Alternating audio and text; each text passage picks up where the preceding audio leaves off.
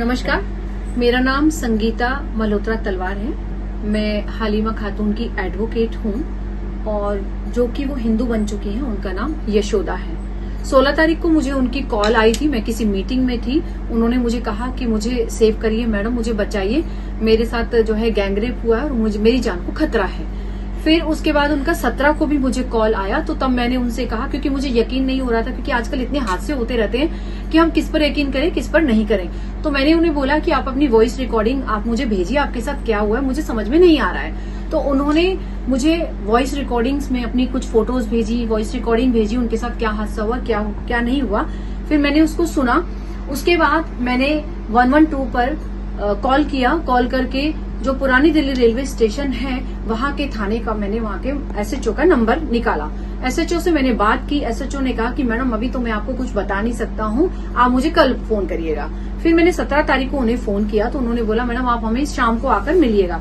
मैंने उन्हें बोला कि मैं उनकी एडवोकेट हूँ और मुझे उनसे बात करनी है, तो उन्होंने मुझे उससे नहीं मिलने दिया। जब मैं 17 तारीख की शाम को उनसे मिलने के लिए गई तो उन्होंने बोला कि वो तो रामपुर चली गई है। तो मैंने उनसे बोला वो रामपुर कैसे चली गई, अकेले आपने कैसे जाने दिया? जब मैं उनकी एडवोकेट हूँ और मैं आपसे कह रही हूँ तो आप उसे अकेले कैसे जाने दे सकते हैं? तो मैंने उनसे कहा ठीक है, आप जब वो आए तो आप मुझे कॉल करिएगा, मुझे उनसे मिलना है। 11:30 पौने 12, 11:30 से 12 के बीच में मुझे हालिमा खातून का फिर से फोन आया और उन्होंने चिल्ला रही थी वो कि मैम मुझे बचाइए, मुझे बहुत पेन हो रहा है, मुझे जो है यहाँ से ले जाइए। इन्होंने मुझे फिर से किसी एनजीओ में रख दिया है और मुझे यहाँ पे नहीं रहना है। तो उसके बाद उनका फोन बंद हो गया। मैं काफी कोशिश करती रही कि मैं उन्हें कांटेक्ट में आऊं, बट मैं उनके कांटेक्ट में नहीं आई। रात के 2-2:30 बजे तक मैं परेशान रही। उसके बाद सुबह 6 बजे से मैंने एसएचओ को फोन करना शुरू किया। जब एसएचओ साहब ने फिर मुझे 8:30 बजे उनसे मेरी बात हुई तो उन्होंने बोला मैडम अभी बहुत काम है, मैं आपको बताता हूँ। फिर उन्होंने मुझे फोन किया कि मैडम आप 6 भगवान दास रोड पर एक वुमेन्स का एनजीओ है। फिर मैं वहां 10, 10:15 बजे पहुंच गया। जब एसएचओ साहब ने फिर मुझे 8:30 बजे उनसे मेरी बात हुई तो उन्होंने बोला मैडम अभी बहुत काम है, मैं आपको बताता हूँ। फिर उन्होंने मुझे फोन किया कि मैडम आप 6 भगवान दास रोड पर एक वुमेन्स का एनजीओ है। फिर मैं वहां 10, 10:15 बजे पहुंची। मैं वहां पे हालिमा खातून से मिली और जब उन्होंने जो चीजें मुझे बताई तो मेरे तो रोंगटे खड़े हो गए ये बात सुन के कि क्या ऐसा भी हो सकता है, क्या ऐसा भी होता है। एक लड़की के साथ गैंगरेप किया गया, उसको 2 दिन तक बांध के रखा गया, उसे बेल्टों से मारा गया, उसके बाद उसे नंगा रेलवे स्टेशन पर ट्रेन में छोड़ दिया गया। और उसके बाद क्या मैं बताऊं, मतलब ये क्या है। मैं ये गुहार लगाती हूँ अपने सरकार से और पुलिस वालों से, कहती हूँ कि आपके पास जब कोई विक्टिम आता है तो उससे प्यार से बिहेव करें, अच्छे से बिहेव करें। जिस तरह से मेरी मिस खातून से यशोदा से बात हुई, उन्होंने बताया कि उन्हें 24 घंटे तक कुछ दिया ही नहीं गया, उन्हें खाने के लिए नहीं दिया गया। रामपुरा लेकर जा रहे हैं ट्रेन में, उनकी हालत इतनी खराब है, उनसे चला नहीं जा रहा है। उसके बाद उन्हें पानी भी नहीं दे रहे हैं, उन्हें चला रहे हैं और एमएलसी 2-2 बार एमएलसी करा रहे हैं, उनका ट्रीटमेंट नहीं करा रहे हैं। मैंने कोर्ट में बहुत चिल्लाया, बड़ी मुश्किल से मैंने 30,000 में 164 के इनके बयान करवाए हैं। अभी तक कार्यवाही कुछ हुई नहीं है। मेरी यही गुहार है कि सख्त से सख्त सजा उन लोगों को दी जाए जिन्होंने ये कांड किया है।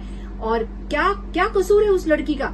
ये कसूर है कि वो हिंदू बन गई है, ये कसूर है कि उसने टैटू बनवा लिया है, ये कसूर है कि उसकी मम्मी ने ये कहा कि इस जमीन पर मंदिर बन जाना चाहिए। क्या कसूर है? ये कसूर है। इस वजह से उसके साथ ऐसा हो रहा है। उसकी जान को खतरा है। उसकी, जैसा उसने बताया, उसकी बहन को भी मार दिया गया है। पता नहीं क्या क्या जुर्म उस लड़की के ऊपर हो रहे हैं, उस लड़की के परिवार के ऊपर हो रहे हैं। तो मेरा आप सभी से यही, गवर्नमेंट से भी और पुलिस वालों से भी यही है कि अच्छे से तहकीकात की जाए और इन लोगों को फांसी की सजा दी जाए, सख्त से सख्त इनको सजा दी जाए। मेरा नाम हालिमा खातून है, मैं यशोदा हूँ। मेरा नाम यशोदा है। पहले मैं मुस्लिम थी, अब मैं हिंदू बन चुकी हूँ। 1 साल हो गया। मैंने लाइव स्टेटमेंट दिया था इस चीज़ का कि मैंने अपना धर्म छोड़ दिया था।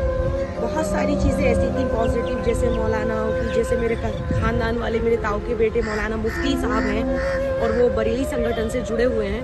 तो ये सारी चीज़ें देखते हुए इस्लाम के बारे में मुझे कोई गलत नहीं बोलना है, ना मैं किसी के धर्म को।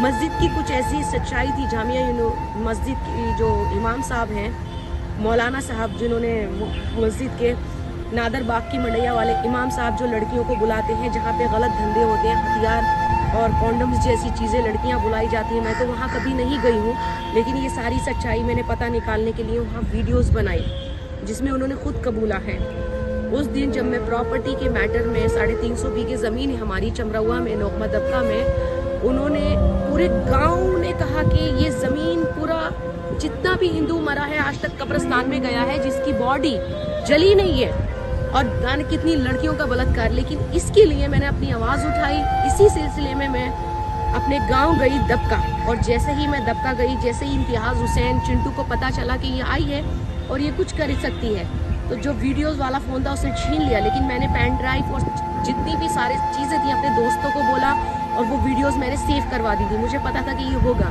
लेकिन इन्होंने उस दिन मुझे किडनैप किया और मेरा रेप किया। एक एक करके 1-1 घंटे बाद इन्होंने मेरे दोनों हाथ पैर बांध दिए थे, और ये दोनों पैर बांध दिए थे रस्सियों से कि मैं अपने हाथ पैर ना चला सकूं। मेरी दोनों लैग ओपन करके इन्होंने मुझे एक एक करके बलात्कार किया। मेरे ताऊ के बेटे हैं लतीफ़ मौलाना, जो मस्जिद के मुतवल्ली हैं, एंड इम्तियाज हुसैन चिंटू, और अफसार हुसैन, असरार हुसैन, जिन्होंने मेरी मोम का भी बलात्कार किया। और उन्होंने एक बहन की, मेरी इनाम जुड़वा बहनें थी, इन्होंने मुझे धोखे से, उस दिन भी जब मस्जिद में मैं गई तो इमाम से इन्होंने कहा कि हम आप ज़मीन का मैटर, क्योंकि हम योगी जी के पास जाना चाहते थे। जैसे ही इन्हें पता चला, मैंने उसकी FIR भी की है मस्जिद के खिलाफ कि यहाँ पे अवैध धंधे और हथियार सप्लाई होते हैं और लड़कियों का कारोबार किया जाता है। मस्जिद में किसी को शक नहीं होगा, इसीलिए मैंने अपनी आवाज़ उठाई, कंप्लेंट भी की है, मेरे पास सबूत है। और उस दिन ये सब लोग मिलके मेरा एक एक करके बलात्कार करते रहे और बेल्टों से मारा। और ये टैटू बनाने पर यहाँ पर इतनी बेल्टें मारी, और ये पूरे निशान हैं, ये पूरी बॉडी खरोच ली इन्होंने, और मुझे बेल्टों से मारते रहे। मेरी पूरी चीखें, मेरे अंदर कितना दर्द था, मेरे आंसू भी नहीं आ रहे हैं, अब मुझे ब्लीडिंग हो रहा है। उस दिन से मेरा ब्लीडिंग स्टॉप भी नहीं हुआ, मुझे इन्फेक्शन, कल मैं हॉस्पिटल ट्रीटमेंट हुआ। जब मैं नंगी थी, पूरे कपड़े उतार के इन्होंने ट्रेन के डब्बे में मेरे साथ रेप किया। 4 लड़कों को इन्होंने बुर्का पहनाया, और बुर्का पहना के मुझे किडनैप करवा के इन्होंने बोला कि रेलवे ट्रैक पे फेंक देना। लेकिन पता नहीं, मैं भगवान से एक ही दुआ मांग रही थी कि हे कृष्ण भगवान मेरा साथ दो। पता नहीं किसी ने दरवाज़ा कैसे खोला, और मैं अपनी जान बचाते हुए ट्रेन के डब्बे में भागने लगी मदद के लिए, हेल्प के लिए। वो 2 रातें मेरे ऊपर कहर की थी। मैं बता नहीं सकती कि जिस तरीके से इन लोगों ने मिलकर मुझे बेल्टों से मारा है, और जैसे एक एक करके मेरे साथ रेप कर रहे थे, सिगरेट का धुआं मेरे मुंह पे छोड़ रहे थे। मेरे होठ पूरे अंदर से मुंह कटा हुआ है। इन्होंने कोई जगह मेरी ऐसी बाकी नहीं छोड़ी थी, यहाँ तक कि इन्होंने मेरे साथ जहाँ तक जुल्म की इंतहा नहीं। मैं एक ही बात चाहती हूँ कि मुझे इंसाफ मिले इन लोगों से। इन लोगों ने मुझ पे दरिंदगी की हद मेरा जिस्म नोच लिया, और ट्रेन के अंदर भी नंगा रखने के बाद, और बोल रहे हैं कि ये तो और लड़के बुला के अभी और भी मजे ले सकते हैं। ये बताइए, मैं अपनी, ना मेरे जिस्म पे एक कपड़ा था, ना ये पैंट थी, बिल्कुल नंगी तक थी। जब मैं ट्रेन के से अंदर भागने के लिए, लोग मुझसे बच रहे थे, ट्रेन के अंदर डब्बे में किसी ने मदद नहीं की। वहां से भागी बाहर की तरफ, और वहां 1 घंटा आधा घंटा हो गया, भागती रही अपनी जान बचाने के लिए। स्टेशन से बाहर तो एक कोई बेचारा लेटा था, उसकी चादर पकड़ के खींच के अपने जिस्म को ढका। शर्म आनी चाहिए तुम लोगों को, तुम तो मेरे मामा थे। मामा तो रक्षक होते हैं। चिंटू, इम्तियाज हुसैन, समाजवादी पार्टी की आप इतने बड़े दलाल बन चुके हो। लड़कियां बेचते बेचते आप यही भूल गए कि मैं आपकी भांजी हूँ, आप मेरे मामा हो। और आप लोग मेरे ताऊ के बेटे थे, आप तो मेरे मामा थे ना। और आप लोगों का तो क्रिमिनल रिकॉर्ड है। 1992, 1986 कितने हिंदुओं का कत्ल किया, कितने लड़कियों को सप्लाई करते हो।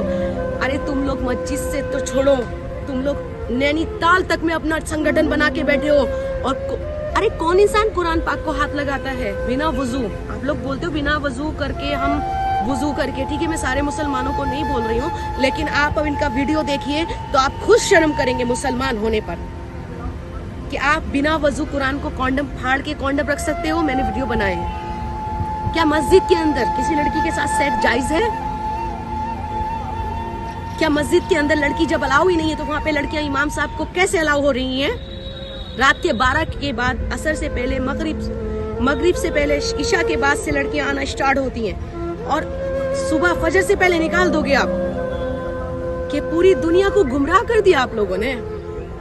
रईस मौलाना, आपके बेटे तमंचों का काम सप्लाई कहाँ से? मस्जिद से हो रहा है। मस्जिद के अंदर जो आपने टुमड़िया में मस्जिद और छोटे